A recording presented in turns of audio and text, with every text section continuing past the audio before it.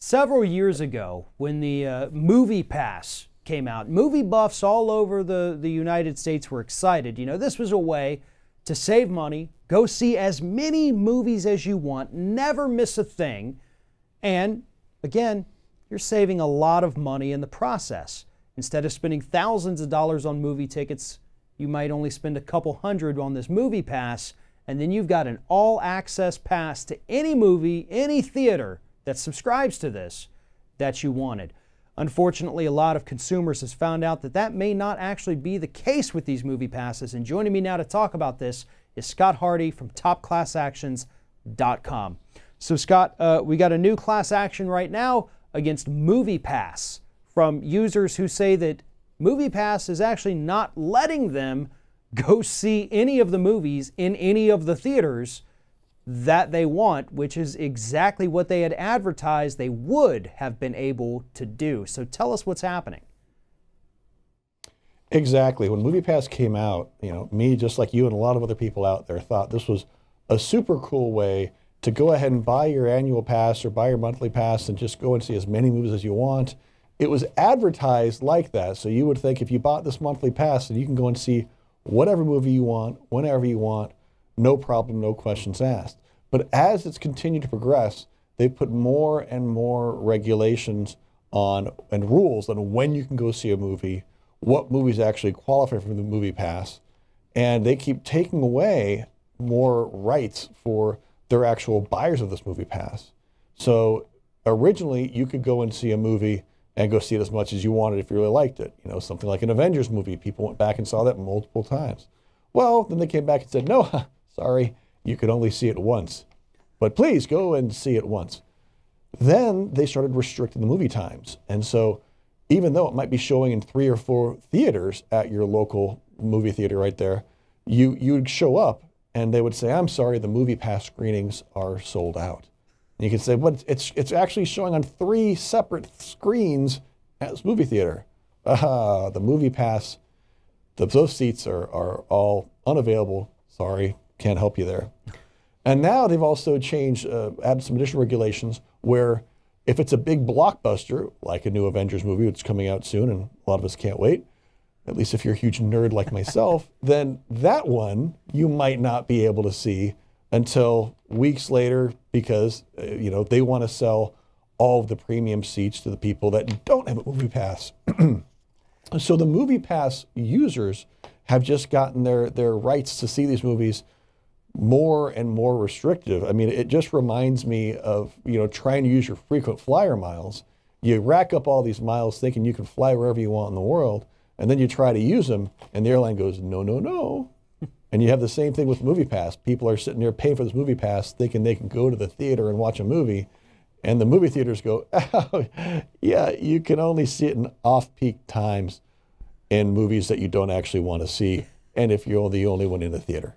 And that's what's so disappointing about this, is that people were buying into the service. They were told when they bought it, they were told via the advertisements, any movie, anytime. That's essentially what it was. Doesn't matter what time of day, doesn't matter if it's a blockbuster, doesn't matter if you've already seen it 5 times, buy this pass and you're going to be able to go back, watch it again, watch a different movie, 2 movies in a day, who knows? Just get crazy with it. You can do whatever you want. And as time goes on, as you said, they're just slowly like, well, now you can't do this. Now you can't do this. Now you can't do this. So we have people who are paying, a monthly fee on top of all of the other monthly things we buy now as consumers.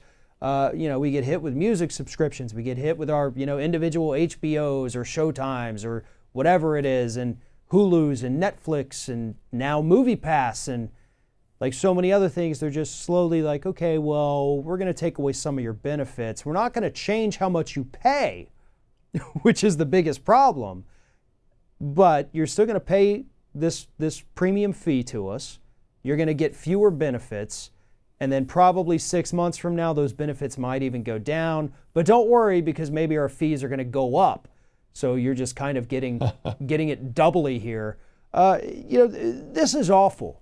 And to me, though, I also don't necessarily know if this is just a function of Movie Pass or if maybe the theaters, the big theater corporations, because that's what they are now, if they're Right. kind of trying to work against MoviePass or what it is, but something doesn't smell right here. And I think this is the kind of story that also, you know, is going to benefit from a little bit deeper digging, hopefully discovery in a class action suit, because I wouldn't be surprised to find out if some of these theater corporations were trying to block out MoviePass people. So this to me is very interesting, and I think right now we're barely scratching the surface too. Exactly, because now you have the big theater chains like AMC, which have their own version of MoviePass.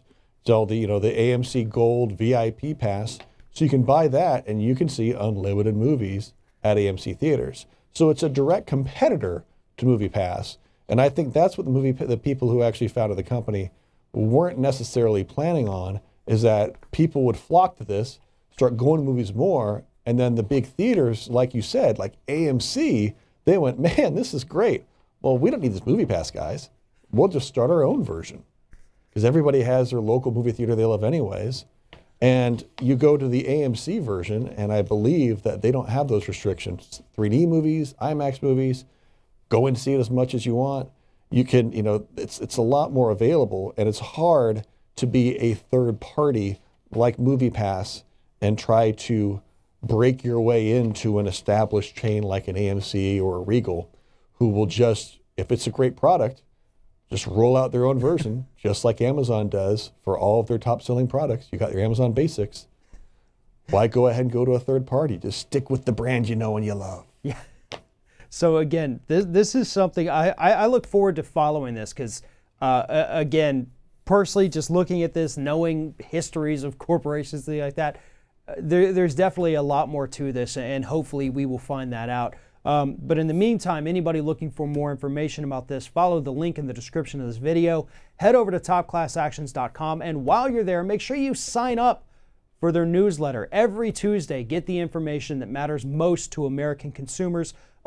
Scott, you guys are up to almost 1 million people, right, on your mailing list. I mean, you're inching closer and closer to that 1 million number. So this is a lot of people, hundreds of thousands, who understand the importance of what you do. So thank you very much, Scott Hardy, topclassactions.com. Always appreciate talking to you. Thanks, man. I appreciate your time.